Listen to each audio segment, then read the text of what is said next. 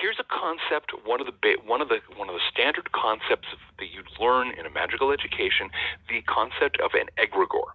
An egregore is think of it as a pattern of consciousness and energy. It's set in motion by a group of people all concentrating on the same thing.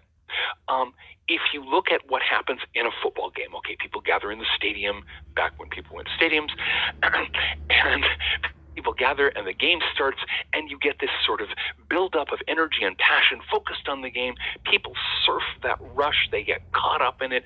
They're cheering like crazy, crazy people. And that egregore, a temporary egregore, has been formed, and some of it establishes permanently around the sports team.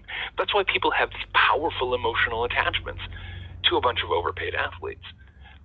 It's because of the egregore, because this pattern of consciousness and energy.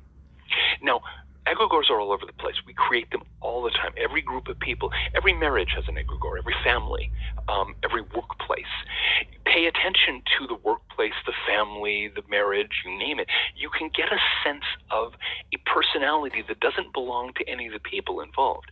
That's the egregore.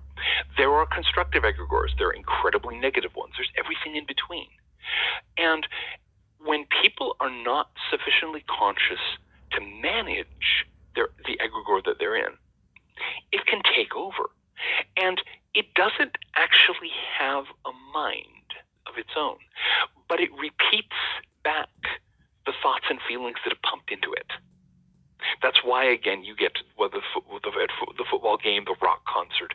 People are getting caught up in this, and it's feeding it right back to them. Equally, if you've got a really dysfunctional workplace, one of those places where the boss is a jerk, and the managers are also jerks, and all the workers are sullen and grumpy, and they're stabbing each other in the back, what's happening is you've built up an egregore of nastiness. Everyone's feeding it with their own boredom, their own frustration, their own anger, their own malice, and it literally feeds that back to them, mirrors that back into their minds until horrible things happen. The care and feeding of egregores is a very important part of magical practice. If you know what's going on with an egregore, if you can learn to sense an egregore, you can say, okay, here is where this is heading. If nothing is done, that's one of the ways you do prediction. Or you can say, okay, here's how we change the egregore so it goes in a different direction and you get what you want rather than where you're headed. There you're talking about magic.